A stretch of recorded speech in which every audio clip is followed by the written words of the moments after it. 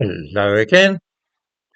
While our attention was being diverted yesterday to the threatened closure of the blast furnaces at Scunthorpe and the emergency sitting of Parliament to prevent this happening, 623 illegal immigrants were brought ashore and promptly housed, clothed and fed at our expense.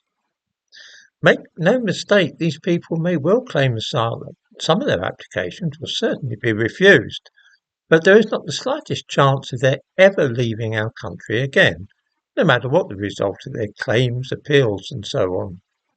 We now have 623 more people using the National Health Service, contributing to the shortage of social housing and depleting our social services budget.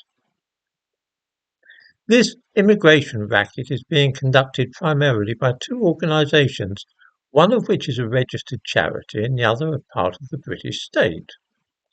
The Border Force, established in 2012, and its purpose was to control customs and regulate immigration to this country. To check that people were abiding by the customs laws and that they had entry permits and so on.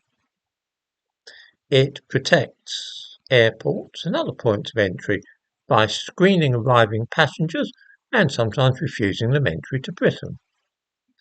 This is now the main agency by means of which illegal immigration is facilitated to the United Kingdom. They launch vessels and then collect illegal immigrants by arrangement with the French authorities and bring them here.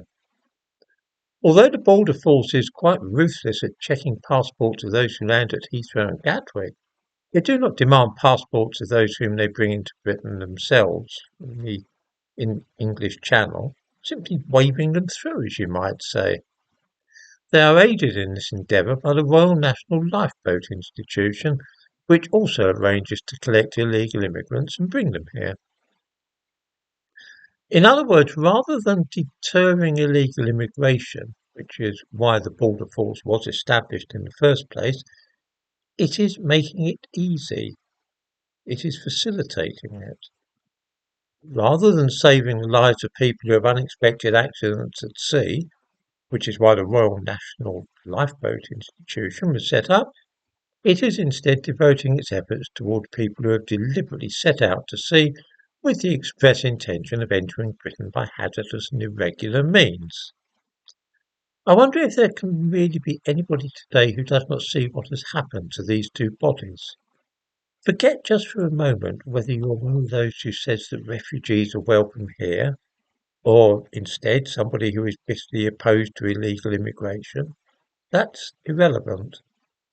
The fact is that a British agency set up as part of law enforcement is now routinely helping people to evade the law. This is weird whichever way you look at it.